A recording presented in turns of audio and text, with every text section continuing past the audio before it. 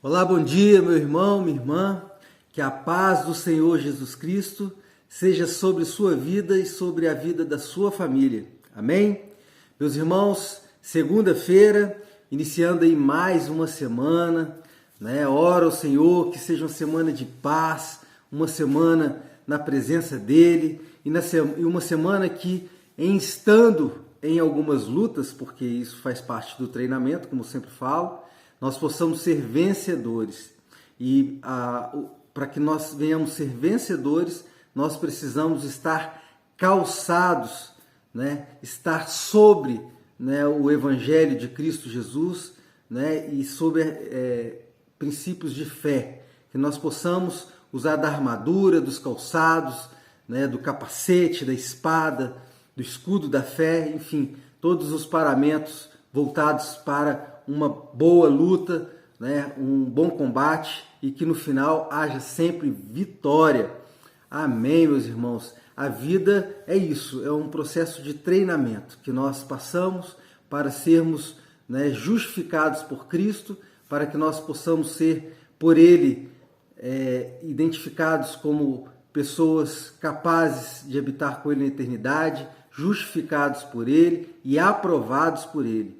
É assim que é o processo da vida. Enquanto isso, a gente ama, a gente se casa, a gente tem os nossos filhos, a gente ama os nossos familiares, a gente ama os nossos colegas de trabalho, a gente vai pelo caminho distribuindo, né, parte da graça do Senhor nas nossas vidas, ensinando parte daquilo que a gente tem aprendido.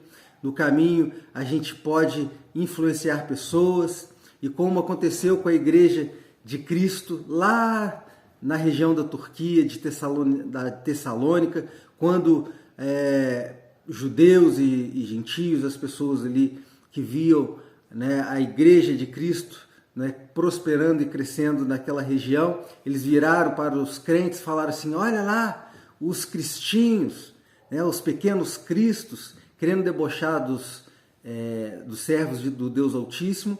E foi nesse momento que nós, cristãos, passamos a ser chamados de cristãos, identificados como cristãos.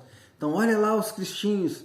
Inicialmente era um motivo de deboche, né? Mas para a igreja que percebeu que eles se identificavam daquela forma, falaram assim: nós tomamos posse disso, somos pequenos cristos mesmos, é assim que a gente quer ser visto, é assim que a gente quer ser percebido como modelos de Cristo naquele tempo e nesse tempo.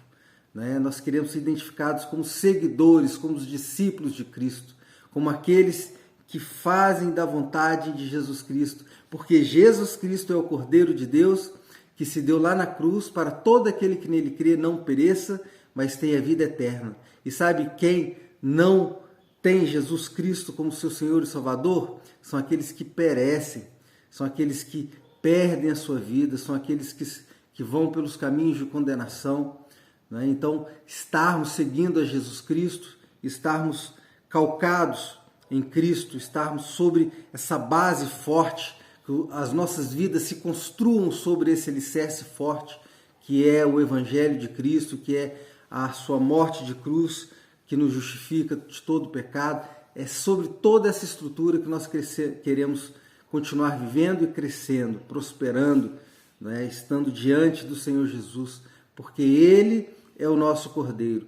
Ele é o Filho de Deus que foi enviado para que nós não perecêssemos.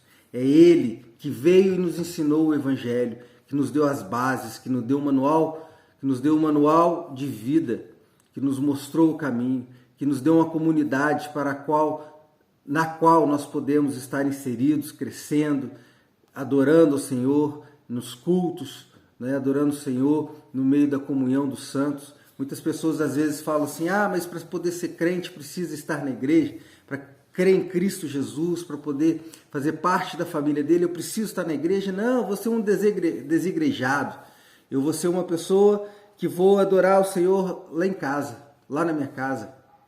Show! Você vai conseguir adorar o Senhor mesmo, vai conseguir lá no quarto secreto estar conversando com Ele, mas você vai estar em desobediência, porque Ele, né, está na palavra escrito: ó, quão bom e suave é que os irmãos vivam em união.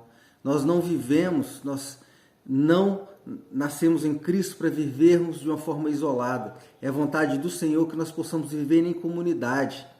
Porque as pessoas que pensam que é possível viver uma vida com Cristo fora da igreja, é aquelas mesmas que falam assim, que, poxa, no período lá do dilúvio, quem estava fora da arca, né, não foi salvo, porque padeceu.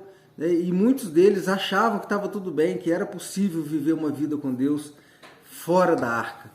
E hoje estar fora da igreja é o mesmo, vai vir o dilúvio e onde estaremos? Se você não consegue conviver em comunidade, se você não gosta de estar na comunidade, será que realmente você adora o Senhor? Porque para você adorar o Senhor, para você ter Jesus na sua vida, você precisa entender que Jesus, no ministério dele, ele não andou sozinho, ele andou com os 12, ele andou com os 70 um pouquinho mais distantes ali, e andou com a multidão, né? Então tinha os seus 12, que eram os 12 que eram os seus aprendizes, os 70 que iam e voltavam, mas estavam sempre orbitando em torno ali de Jesus, e tinha aquela grande multidão que estava sempre encontrando com Jesus. Então Jesus não ficou sozinho. Claro que ele foi para o quarto secreto, né? Por vezes Jesus subia ao monte, se afastava para ter um momento com comunhão, que assim nós precisamos fazer, porque estar na igreja é um momento de comunhão em meio à comunidade. Mas a gente não está na comunidade o tempo todo.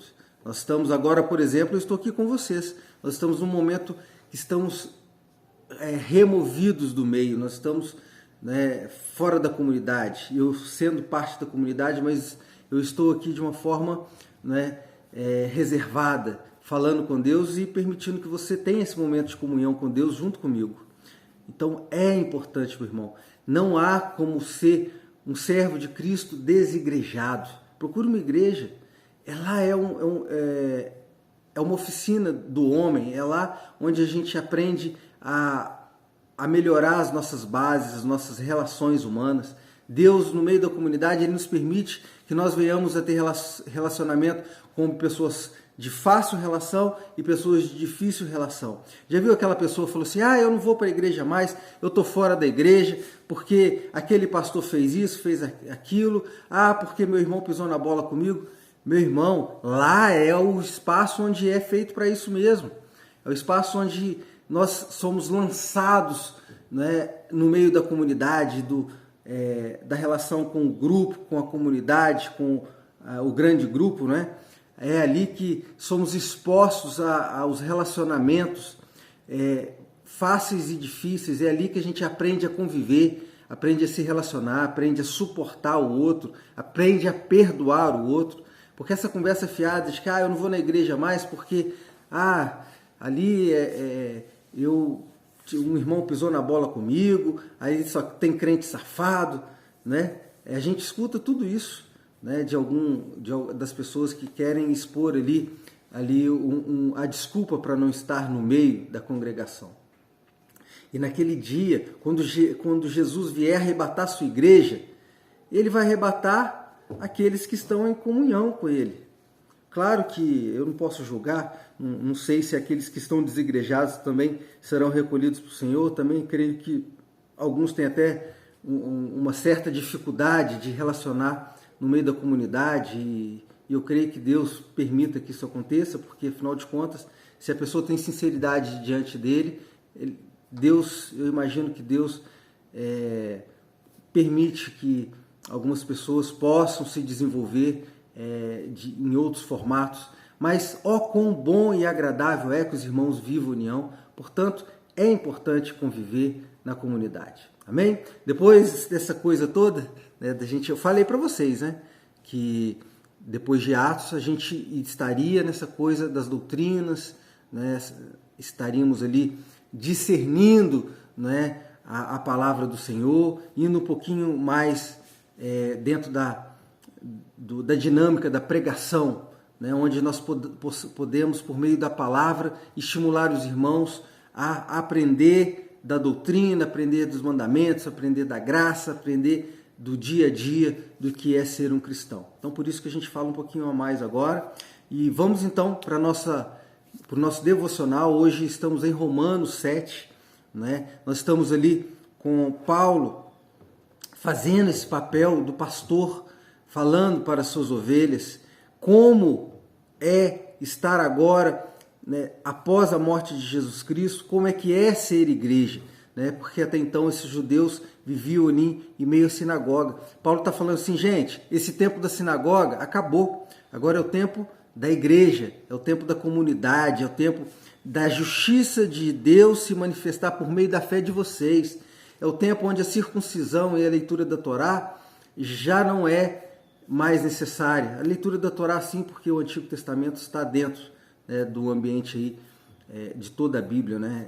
Ele é importante porque ali nós temos também, né, a importância de falar, de ouvir os profetas, mas as liturgias próprias das sinagogas, da leitura da Torá no sábado, da circuncisão, né, daqueles ritos que não mais faziam diferença para a vida desses judeus, porque Jesus veio para poder ser um novo cordeiro, né, um novo holocausto aconteceu ali por meio de Cristo Jesus, para que ao se clamar a Jesus você apaga todo o pecado de forma instantânea.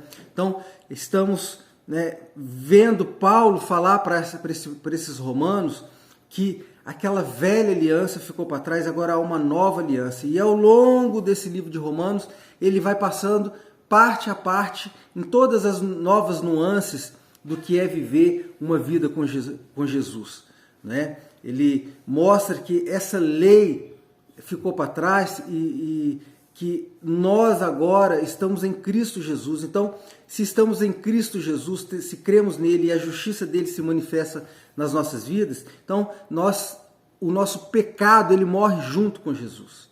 É isso que Paulo fala em Romanos 7. A Bíblia fala assim, ó, lá em Romanos 7, porque todos pecaram e destituídos estão da glória de Deus. Né? Vou ler aqui para vocês, olha só. Porque o salário do pecado é a morte, mas o dom gratuito de Deus é a vida eterna em Cristo Jesus, nosso Senhor. Olha só como é que ele fala do salário do pecado ser a morte. Então, ele mostra, porque olha só, se você não está mais